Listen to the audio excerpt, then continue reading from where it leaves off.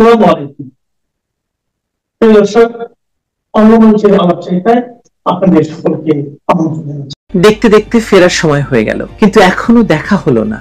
কি কাণ্ড বলুন! রাষ্ট্রের এত এত টাকা খরচ করে প্রেসিডেন্ট ট্রাম্পের সঙ্গে দেখা করতে না পারাটা নিঃসন্দেহে হতাশাজনক। তবে একটি ছবিতে ডক্টর ইউনূস ও তার কন্যাকে আমরা প্রেসিডেন্ট ট্রাম্প এবং ফার্স্ট লেডি মেলানিয়া ট্রাম্পের সঙ্গে দেখতে পেয়েছি। লোকে বলছে ফেক ছবি, কিন্তু সেটা হয়তো নয়। কিন্তু এই ছবি দিয়ে তো কিছু প্রমাণও করতে পারছেন না মহাজন। শুধু এই একটি ছবির মূল্য তাহলে কত দাঁড়াচ্ছে বলুন তো? রাষ্ট্রের কত টাকা খরচ হলো এই একটি ছবির পেছনে? চলুন জানা যাক।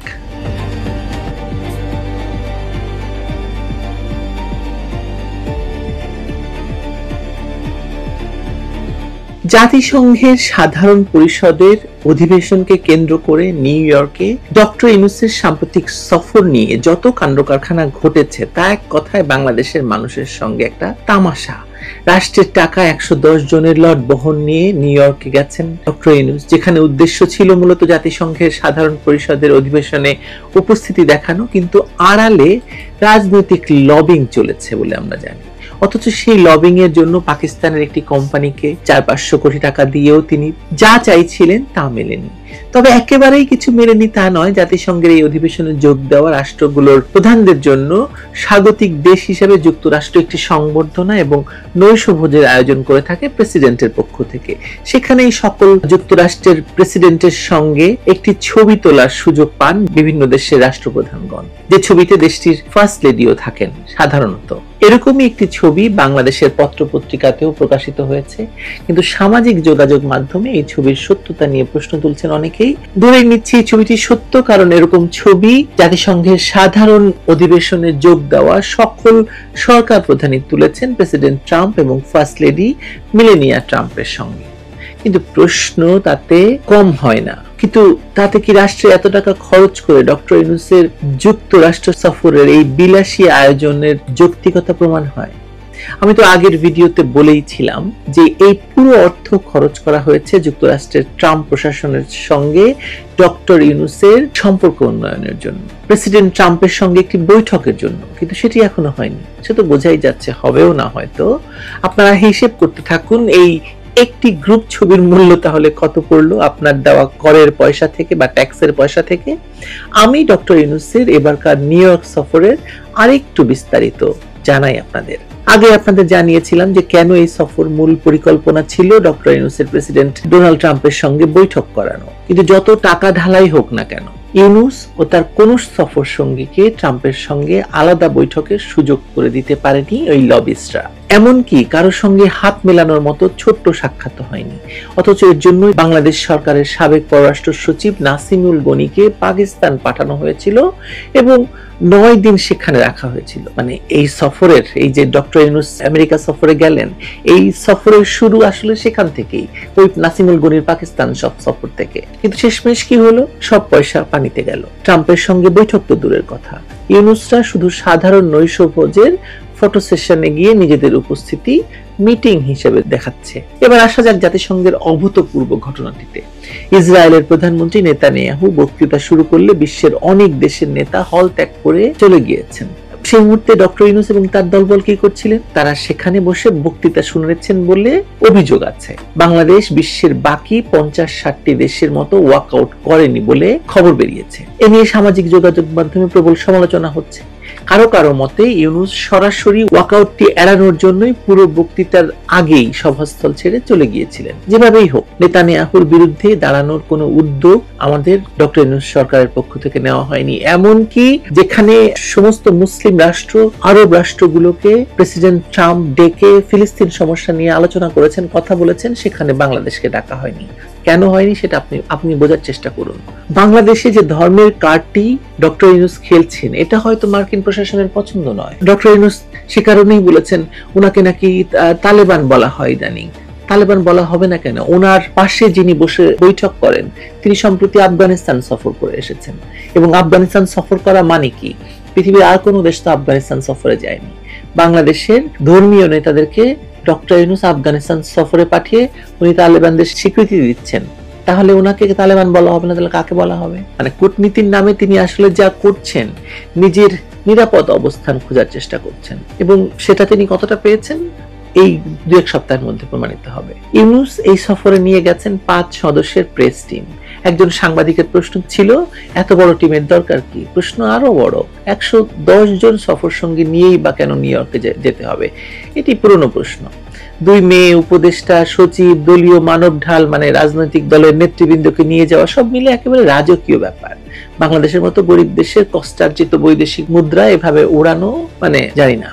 টিআইবি প্রশ্ন তুলেছে। মজার ব্যাপার, এই প্রেস টিমের কাজ ছিল প্রতিনিয়ত প্রচারণার চালানো, ফেসবুক পোস্ট, ছবি, গল্প সবকিছুতেই তারা ব্যস্ত।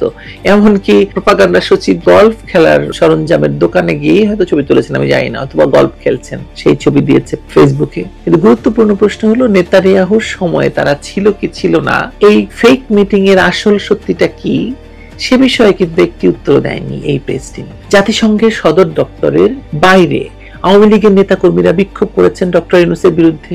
তারা তাকে অবৈধ দখলদার বলে আখ্যা দিচ্ছেন, যেটা সত্য, কারণ ডক্টর ইউনূসের সরকারের কোনো বৈধতা যে নেই সেটা তো আমরা জানি। অভিযোগ তুলেছেন তারা, আওয়ামী লীগ নেতৃবৃন্দ, যে গত 13 মাসে আওয়ামী লীগ কর্মীদেরকে হত্যা, বাড়িঘরে আগুন, 5 লাখের মতো গ্রেফতার, সব দায় এই শাসক, অবৈধ শাসক ইউনূসের। কিন্তু দেখুন, আওয়ামী লীগ কর্মীদের উপর পাল্টা হামলা করেছে কারা? বিএনপি কর্মীরা।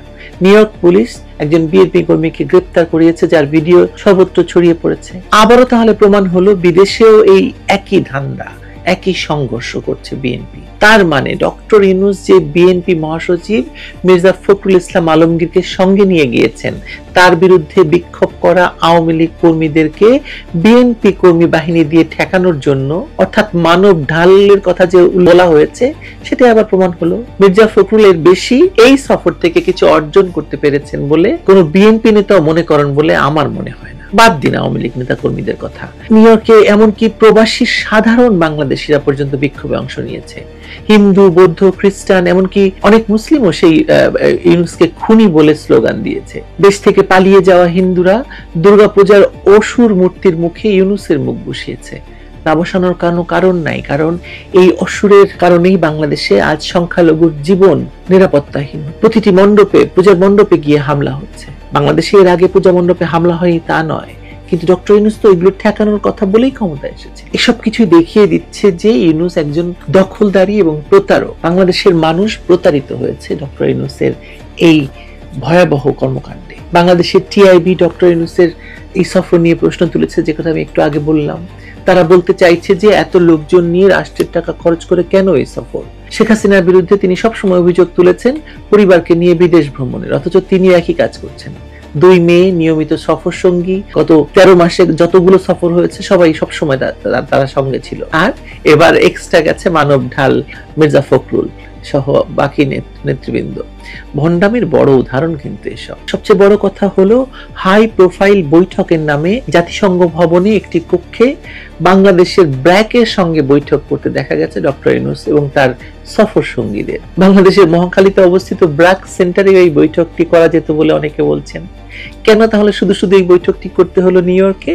এনসিপি বা নাপা নেতা ডাক্তার তাসনিম জারাকে বক্তৃতা দেওয়ার সুযোগ করে দেওয়ার জন্য? কারণ অন্য কোথাও তো তাসনিম জারার বক্তৃতা করার সুযোগ নাই। এখানে বাংলাদেশের স্বাস্থ্য বিষয়ে তিনি একটি বক্তব্য দিয়েছেন। বাংলাদেশের স্বাস্থ্য সেবা বিষয়ে তার বক্তব্য শোনার জন্য কেন নিউ ইয়র্ক যেতে হবে এত টাকা খরচ করে? কে দিবে এই প্রশ্নের উত্তর বলেন?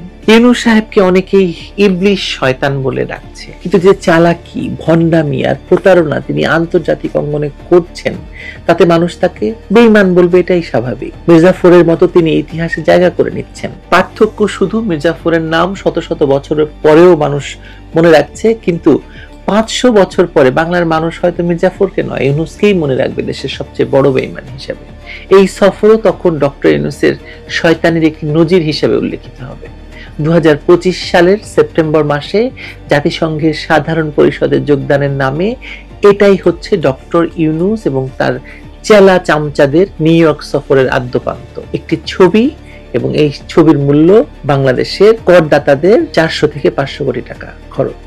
আরো একদিন বাকি আছে এই সফরের, দেখুন আরো কি কি ঘটে। মানে অঘটন ঘটবে বলে মনে হয় না, যাই হোক কিছু তো ঘটবে নিশ্চয়ই। তবে এই বিষয়ে আমি আর কথা বলতে চাই না। আর কি কথা বলবো বলুন, কিছু নেই।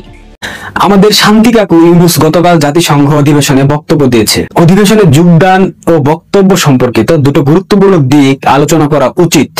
অনেকে হয়তো ইউনূসের ভণ্ডামি ধরতে পারেননি, বাট আমি আপনাদের চোখে আঙুল দিয়ে তার সেই ভণ্ডামিগুলা দেখিয়ে দিতে চাই। জাতিসংঘের সাধারণ অধিবেশনে সব সময় আন্তর্জাতিক কূটনীতির একটা বিশাল মঞ্চ হিসেবে বিবেচিত হয়। ইসরায়েলের প্রধানমন্ত্রী বেনিয়ামিন নেতানিয়াহু যখন অধিবেশনে বক্তব্য দিতে ওঠেন, তখন দেখা যায় অনেক দেশ ওয়াকআউট করেছে। ভিডিও এবং ছবিতে ফাঁকা আসনের দৃশ্য স্পষ্ট আমরা দেখতে পাচ্ছি। অথচ এ সময় কক্ষে বসা দেখা গেছে মোহাম্মদ ইউনূস ও তার সফর সঙ্গীদের। এদের মধ্যে ছিল বিএনপির মহাসচিব মির্জা ফখরুল ইসলাম আলমগীর, জামায়াত নেতা আব্দুল্লাহ তাহের, এনসিপির আখতার হুসাইন। এই উপস্থিতি নিছক প্রটোকল মেনে বসে থাকার বিষয় নয়, এইটা নিঃসন্দেহে একটা প্রতীকী বার্তা। বাংলাদেশের স্বাধীনতার পর এই পর্যন্ত প্রতিটি সরকার প্রকাশ্যে ফিলিস্তিনের পক্ষে নিয়েছে এবং ইসরায়েলকে স্বীকৃতি দেয়নি। এমন এই প্রেক্ষাপটে নেতানিয়াহুর বক্তব্যের সময় বাংলাদেশের প্রতিনিধিদের কক্ষে থাকা স্বাভাবিকভাবে ব্যতিক্রমী বার্তা বহন করে। অনেক দেশ যেভাবে ওয়াকআউট করে ইসরায়েলের প্রতি অসন্তোষ প্রকাশ করেছে, বাংলাদেশের প্রতিনিধিদের সেখানে বসে থাকা মানে হলো প্রকাশ্যে বিরোধিতা করছে না। কূটনৈতিক ভাষায় এটিকে বলা যেতে পারে নীরব স্বীকৃতি বা অন্তত নিরপেক্ষ অবস্থান। আর যদি এটা নিছক ফটো সেশনের মুহূর্ত হয়, তবুও রাজনৈতিক ব্যাখ্যা কিন্তু সৃষ্টি হয়ে গেছে। 1967 সালের সীমারেখা ভিত্তিক দ্বিরাষ্ট্র সমাধান, এটা হয়তো অনেকে জানেন না। কেউ এটার বিস্তারিত জানতে চাইলে গুগলে সার্চ করবেন, পেয়ে যাবেন। তবে এখানে বিস্তারিত ব্যাখ্যা করা পসিবল না, কিঞ্চিত ব্যাখ্যা করতেছি। ইউনূস যেটা বলেছে আর কি। ইউনূসের বক্তব্যের দ্বিতীয় দিকটি আরো গুরুত্বপূর্ণ। সে জাতিসংঘে দাঁড়িয়ে বলেছে ইসরায়েল ফিলিস্তিন সংকটের সমাধান হবে 1967 সালের পূর্বের সীমারেখার ভিত্তিতে দ্বিরাষ্ট্র সমাধান, অর্থাৎ পূর্ব জেরুজালেম ফিলিস্তিনের জন্য এবং পশ্চিম জেরুজালেম ইসরায়েলের জন্য নির্ধারিত হবে। এটা নতুন কোনো ধারণা নয়, পশ্চিমা বিশ্ব বহুদিন ধরে এই সমাধানকেই সামনে আনছে। কিন্তু বাংলাদেশের সরকার প্রধান হিসেবে কেউ এতদিন প্রকাশ্যে এই প্রস্তাব সমর্থন করেনি, কারণ এটা স্বাভাবিকভাবে ইসরায়েল রাষ্ট্রকে বৈধতা দেয়। বাংলাদেশের জনগণের ঐতিহাসিক অবস্থান ছিল ইসরায়েলের দখলদার রাষ্ট্র হিসেবে দেখবে এবং রাষ্ট্র হিসেবে স্বীকৃতি দেবে না। বঙ্গবন্ধু শেখ মুজিবুর রহমান স্বাধীনতার পর ইসরায়েলের স্বীকৃতি প্রত্যাখ্যান করেছিলেন, আপনারা নিশ্চয়ই সেটা জানেন। অতএব ইউনূসের এই বক্তব্য বাংলাদেশের দীর্ঘ 54 বছরের পর রাষ্ট্রনীতির সাথে সরাসরি সাংঘর্ষিক। তার এই অবস্থানকে অনেকেই দেখছেন শর্ত সাপেক্ষে ইসরায়েলকে স্বীকৃতি হিসেবে। আমার প্রশ্ন হচ্ছে, কেন ইউনূসের এই অবস্থান? কেন ইউনূস এভাবে ইসরায়েলের প্রতি নমনীয়তা দেখালেন? কয়েকটি সম্ভাব্য ব্যাখ্যা সামনে চলে আসে এগুলো ভাবতে গেলে। প্রথমত, পশ্চিমা বিশ্বের চাপ ও প্রত্যাশা। ইউনূস পশ্চিমা বিশ্বের নিকট ঘনিষ্ঠ ও গ্রহণযোগ্য নেতা। তার সরকারের টিকে থাকা অনেকাংশে পশ্চিমা সমর্থনের উপর নির্ভরশীল, ফলে তিনি তাদের নীতির সাথে এক থাকতে চাইছেন। দ্বিতীয়ত, আন্তর্জাতিক কূটনৈতিক স্বীকৃতি পাওয়ার চেষ্টা। ইসরায়েলের সঙ্গে সম্পর্ক স্থাপন অনেক আরব দেশ ইতিমধ্যে এগিয়েছে। বাংলাদেশ সেই ধারা অনুসরণ করতে পারে এমন একটি বার্তা হয়তো তিনি দিতে চেয়েছেন। তৃতীয়ত, অভ্যন্তরীণ রাজনৈতিক সমীকরণ। আশ্চর্যজনকভাবে জামায়াত, কওমি, মাজারপন্থী সব ধরনের ইসলামপন্থী দল বর্তমানে ইউনূসকে একক নেতৃত্ব হিসেবে মেনে নিয়েছে। এরা ঐতিহাসিকভাবে ইসরায়েল বিরোধী হলেও এবার তাদের মধ্যে নীরব সমঝোতা দেখা যাচ্ছে। নেতানিয়াহুর বক্তব্যের সময় কক্ষে বসে থাকা সেটাই কার্যত প্রমাণ করে। যদি সত্যি বাংলাদেশ এখন ইসরায়েলের সঙ্গে কূটনৈতিক সম্পর্ক স্থাপনের দিকে অগ্রসর হয়, তবে এটা হবে বাংলাদেশের পররাষ্ট্রনীতির এক যুগান্তকারী পরিবর্তন। এই পরিবর্তন শুধু আন্তর্জাতিক রাজনীতিতে বাংলাদেশের অবস্থানকে নতুন করে সংজ্ঞায়িত করবে না, বরং আভ্যন্তরীণ রাজনীতিতে এর প্রতিক্রিয়া ব্যাপক হতে পারে। বাংলাদেশের জনমতের একটা বড় অংশ এখনো ফিলিস্তিনপন্থী, ফলে এই সিদ্ধান্ত জন অসন্তোষ ডেকে আনতে পারে। একই সঙ্গে মুসলিম বিশ্বের অন্যান্য দেশে বাংলাদেশের ভাবমূর্তির উপরে প্রভাব পড়তে পারে। জাতিসংঘের মঞ্চে ইউনূসের গতকালের উপস্থিতি ও বক্তব্য বাংলাদেশের কূটনৈতিক ইতিহাসে এক নতুন অধ্যায় লিখে দিল। নেতানিয়াহুর বক্তব্য শোনার মধ্য দিয়ে এবং 1967 সালের সীমারেখা ভিত্তিক দ্বিরাষ্ট্র সমাধানের প্রস্তাব দিয়ে তিনি স্পষ্ট ইঙ্গিত দিয়েছেন বাংলাদেশ ইসরায়েলের ব্যাপারে আর আগের মতো কর অবস্থানে নেই। এটি নিছক কৌশলগত কূটনৈতিক অবস্থান নাকি বাংলাদেশের নতুন পররাষ্ট্রনীতির সূচনা, এই প্রশ্নের উত্তর এখনো স্পষ্ট নয়। তবে এটুকু নিশ্চিত, ইউনূসের বক্তব্য বাংলাদেশের ঐতিহাসিক অবস্থান থেকে একটি মৌলিক বিচ্যুতি সৃষ্টি করেছে। এর রাজনৈতিক ও কূটনৈতিক অভিঘাত আগামী দিনে আরো বেশি পরিষ্কার হয়ে উঠবে। এই হলো ইউনূসের ভণ্ডামি, এই হলো ইউনূসের দ্বিচারিতা। ইউনূস পৃথিবীর 50 জন ইসলামিক সফল ক্ষমতাধর রাষ্ট্রনায়কের মধ্যে অন্যতম, অথচ ইউনূস নিজে একজন নাস্তিক। ইউনূস গতকালকে জাতিসংঘে যে অধিবেশনে যে বক্তব্য দিয়েছে, এটা নিঃসন্দেহে পরোক্ষভাবে ইসরায়েলকে সমর্থন করা হয়েছে এবং ইসরায়েলের সমর্থন তিনি করবেন কারণ তিনি ইসরায়েলের একজন ডোনেটর, তিনি নেতানিয়াহুর বন্ধু। সেই জায়গা থেকে তিনি এটা করতেই পারেন, এটা খুবই স্বাভাবিক। এবং বাংলাদেশের তথাকথিত ভণ্ড ইসলামিস্ট যারা রয়েছে, যারা ইসলামিক রাজনৈতিক দল রয়েছে, যারা ধর্ম নিয়ে বিজনেস করে, এরা যে কোনো প্রতিবাদ জানাবে না এবং এদের যে ফিলিস্তিনের প্রতি কোনো প্রকার আবেগ অনুভূতি কিংবা ভালোবাসার জায়গা নেই, এটা তো এখন পানির মতো স্বচ্ছ পরিষ্কার। সো এই যে মিথ্যাচার, এই যে নোংরামি, এই যে ভণ্ডামি, এই যে ধর্মের নামে বিভাজন সৃষ্টি করা, এই যে জিহাদের কথা বলা, ইসলামী শরিয়া আইনের কথা বলা, এই যে খেলাফতের কথা বলা, তাহলে এখন একজন দেশের রাষ্ট্রপ্রধান, যে দেশ কিনা স্বাধীনতা পরবর্তী সময় থেকে ইসরায়েলের বিরোধিতা করেছে, বঙ্গবন্ধু শেখ মুজিব ইসরায়েলের যে তারা বাংলাদেশকে স্বীকৃতি দিয়েছিল সেটা পর্যন্ত প্রত্যাখ্যান করেছিলেন, সেই জায়গায় বাংলাদেশের 54 বছরের পররাষ্ট্রনীতি বদল করে ডক্টর ইউনূস যে ইতিহাস স্থাপন করে আসলো, যে নজির তিনি দেখিয়ে দিলেন, সেটার জন্য বাংলাদেশের ইসলামপন্থী কোনো দল এবং বিএনপি তো আসলে সেখানে গিয়েছে, এখন আওয়ামী লীগ মাঠে নাই, আওয়ামী লীগ কোনো কথা বলতে পারছে না। সো এই যে পররাষ্ট্রনীতিকে বৃদ্ধাঙ্গুলি প্রদর্শন করা, নিয়মের বহির্ভূত সবকিছু করা, এগুলো আসলে দীর্ঘমেয়াদে বাংলাদেশের জন্য কতটা সুফল বয়ে আনবে সেটাই এখন দেখার বিষয়। দর্শক ভালো থাকবেন, সুস্থ থাকবেন, আর ইউনূসের ভণ্ডামি দেখতে চাইলে আরো সাবস্ক্রাইব করুন, লাইক, কমেন্ট, শেয়ার করুন। ধন্যবাদ।